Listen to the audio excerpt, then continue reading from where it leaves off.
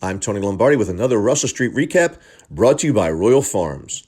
You can save up to 25 cents per gallon on gas, earn points, and get freebies with your ROFO Rewards card. If you don't have a ROFO Rewards card, get one the next time you stop in. It's absolutely free. According to OverTheCap.com, the Ravens have by far the biggest investment in their secondary of any team in the NFL, and that's before considering Chuck Clark's bump in pay and the pending big raise for Marlon Humphrey that will come in 2021. $64 million cap dollars go towards the back end of the Ravens defense.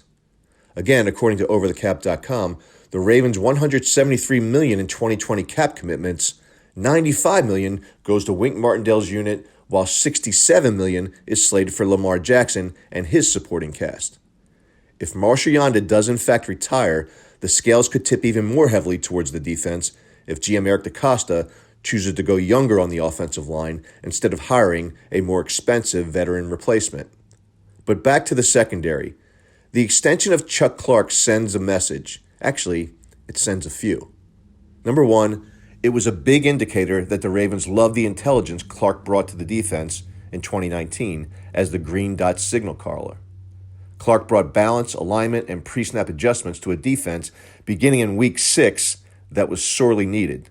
2, the extension once again demonstrated DeCosta's proactive approach to locking up players with win-win contracts that allow the team to retain desirable players before their contracts come to term, when retention becomes dramatically more expensive. And lastly, the extension was indirectly a pink slip for Tony Jefferson. Jefferson has been a great role model and leader in the Ravens locker room. He's been a great company man, and his efforts to recruit new players cannot be understated. Unfortunately, Jefferson has not been a great player, and clearly he isn't playing to the level of his contract. He's more expensive than Clark and not as productive. In the cap era, NFL teams just can't have that kind of coin sitting on the bench.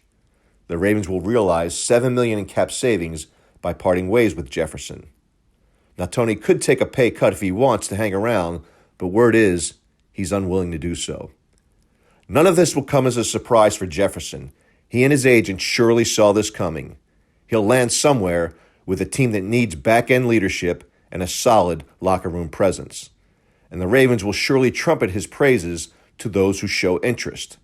That's what you do for great company guys.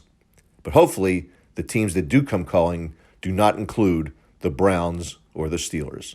I'm Tony Lombardi.